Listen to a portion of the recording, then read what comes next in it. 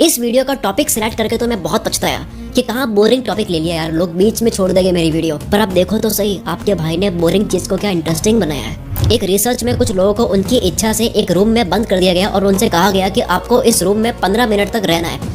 Room बहुत ही comfortable था, बस उस रूम में करने के लिए कुछ था नहीं, आप सिर्फ चुपचाप बैठ सकते हो। और उस रूम में एक बटन था जिसको प्रेस करने से झटका लगेगा। सबको कहा गया कि अगर आप 15 मिनट तक बिना इस बटन को दबाए बाहर आ गए तो आपको रिवॉर्ड मिलेगा। तो पता लगा कि उसमें से 25% फीमेल और 67% मेल उस झटके लगने वाले बटन को दबाए बिना रह नहीं पाए, क्योंकि वो इतने बोर हो गए थे केवल 15 मिनट में। ये होती है हालत खराब इंसान की जब वो बोर हो जाता है, जब उसके पास में कुछ करने के लिए नहीं होता है। इस एक्सपेरिमेंट से आपको लगेगा कि हम बोर तब होते हैं जब बिल्कुल खाली होते हैं, लेकिन साइंटिस्ट लोग तो घंटों तक एक ही रूम में बिना कुछ करे सिर्फ सोच में डूबे रहकर कई दिन निकाल देते हैं। मेडिटेशन एक्सपर्ट तो कई घंटों तक बिना कुछ करे एक ही जगह पर बैठ जाता है। एक फिल्म स्टोरी राइटर भी तो घंटों तक खाली बैठ जाता है। ऐसे कई आर्टिस्ट लोग भी खाली बैठ जाते हैं। तो असल में हम बोर तब होते हैं जब काम इंटरेस्टिंग या अट्रैक्टिव नहीं होता है। तो सवाल यह है कि कोई भी काम इंटरेस्टिंग या अट्रैक्टिव कब लगता है। इसका जवाब यह है कि कोई भी चीज इंटरेस्टिंग बनती है क्योंकि उससे पहले वाले काम से बोर हुआ गया था। क्या आपने ध्यान से सुना? यानी कि बोर होना अच्छा है। अगर इंसान बोर होना ही बंद हो जाए तो खोजें होनी बंद हो जाएगी, यूनिक चीजें बननी बंद हो जाएगी और हर जगह बस रोबोटिक तरीके से एक जैसा ही काम होने लग जाएगा। कुछ भी नया करने से पहले पुराने से बोर होना पड़ता है। बोर्डम सिग्नल है जो बताता है कि कुछ इनोवेशन करने की जरूरत है। बोरियत हमें क्रिएटिव होने पर मजबूर करती है, हमें ये सोचने पर मजबूर करती है कि हम कैसे हमारे काम को इंटरेस्टिंग बना सकते हैं। दिक्कत तो इनके साथ है जो बिना बोर हुए एक ही काम को जिंदगी भर एक ही तरह से बिना उसे बदले कर लेते हैं। कुछ एक्टर्स कई सालों से काम कर रहे हैं और लोग आज भी उनसे बोर नहीं होते हैं, अभी भी वो इंटरेस्टिंग लगते हैं। जिसका कारण सिर्फ ये है कि वो एक्टर्स ऑडियंस उनसे बोर हो जाए उससे पहले ही वो खुद से बोर हो जाते हैं और नया कर देते हैं। अपने क्राफ्ट को चेंज कर लेते हैं, स्टाइल को चेंज कर लेते हैं, टेक्निक्स को चेंज कर लेते हैं, यानी खुद को रीइन्वेंट कर लेते हैं। तो जब हम बोर होते हैं तो उस काम को इंटरेस्टिंग बनाने के बजाय उस काम को हम छोड़ क्यों देते हैं? इसके लिए हम समझते हैं नॉलेज और इंटेलिजेंस को। नॉलेज केवल सूचना होती है, केवल जानकारी होती है, जिसके बाद में चाहिए उस नॉलेज को यूज करने की इंटेलिजेंस यानी कि बुद्धि। स्कूल में तो केवल याद करने वाले इंसान को इंटेलिजेंट बोलते थे। एनीवे, स्क्रीन पर देख सकते हैं लेफ्ट साइड में जो केवल डॉट्स बने हुए हैं ये है नॉलेज, और राइट साइड में आप देख सकते हो नॉलेज को एक दूसरे से कनेक्ट किया जा रहा है, लिंक किया जा रहा है। इसको कहते हैं इंटेलिजेंस। और सिंपल करो तो आप ये वीडियो देख रहे हो, ये वीडियो आपके लिए नॉलेज हुआ, जानकारी, इन्फॉर्मेशन हुई, पर इस वीडियो को एंड होने के बाद में इस नॉलेज को आप अपनी लाइफ में कैसे अप्लाई करते हो, ये हुई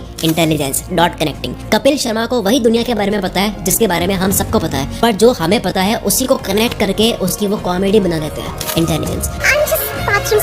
अच्छा तो कभी बुलाओ हमें। रैपर, शायर, सॉन्ग राइटर या फिर स्टोरी राइटर को भी दुनिया के बारे में वही पता है जो हम सबको पता है। इन्होंने बोरिंग इन्फॉर्मेशन को जोड़ जोड़कर इंटरेस्टिंग बना लिया इंटेलिजेंस की मदद से। अकेडमी ऑफ मैनेजमेंट डिस्कवरीज की स्टडी में मिला कि बोर होने का मतलब ये नहीं होता कि आप वो काम करना ही नहीं चाहते, बल्कि ये माइंड का सिग्नल है कि आप इस काम को जिस तरह से करने जा रहे हो वो सही नहीं है। काफी बड़े बड़े आर्टिस्ट में भी देखा गया कि वो बहुत जल्दी बोर हो जाते हैं और बोर होकर दुनिया को कुछ नया देने का ट्राई करते हैं। क्या आपने पहले सुना है जो बोर होते हैं, जो आलसी होते हैं, वो ज्यादा क्रिएटिव होते हैं? बिल गेट्स वाली बात तो सुनी होगी कि वो आलसी इंसान को चूज करते हैं अगर कोई हार्ड जॉब करनी हो, क्योंकि वो आलसी इंसान आसान तरीका ढूंढ ही लेगा उस काम को करने का। तो असल में वो आलसी नहीं था, वो बस बोर हो गया था पुराने तरीके से, इसलिए उसने नए तरीके से करा। मैं खुद अपनी ओल्ड वीडियो स्टाइल से बोर हो जाता हूँ और कुछ नया करने की ट्राई करता हूँ। अगर मैं पुरानी स्टाइल से बोर होता ही नहीं तो आपको ये यूनिक कंटेंट स्टाइल दिखती ही नहीं। एक स्टडी में कुछ लोगों को 15 दिन के लिए जानबूझकर बोरिंग टास्क दिए गए, जैसे कि फोन डिक्शनरी पढ़ना, गवर्नमेंट की इकोनॉमिक सर्वे की रिपोर्ट पढ़ना, हेल्थ केयर फैसिलिटीज की डिमांड सप्लाई एल्गोरिथम्स को पढ़ना, एक्सेट्रा। इस तरह से बहुत ही बोरिंग काम दिए गए और इसके बाद इन्हीं लोगों को एक प्लास्टिक कप देकर कहा गया कि आप लोगों को जितने ज्यादा हो सके उतने आइडियाज जनरेट करने हैं। अब एक प्लास्टिक कप के साथ तो क्या ही कर सकते हैं, लेकिन फिर पता चला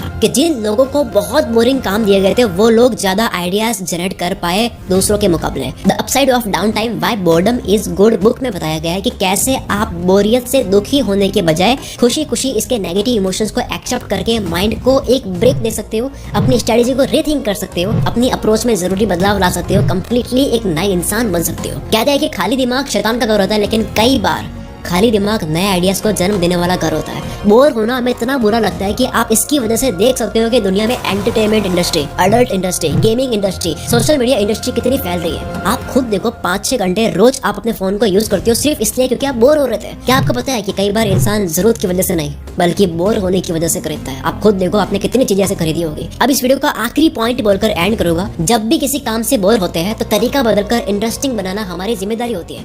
तरीका बदलो, काम नहीं।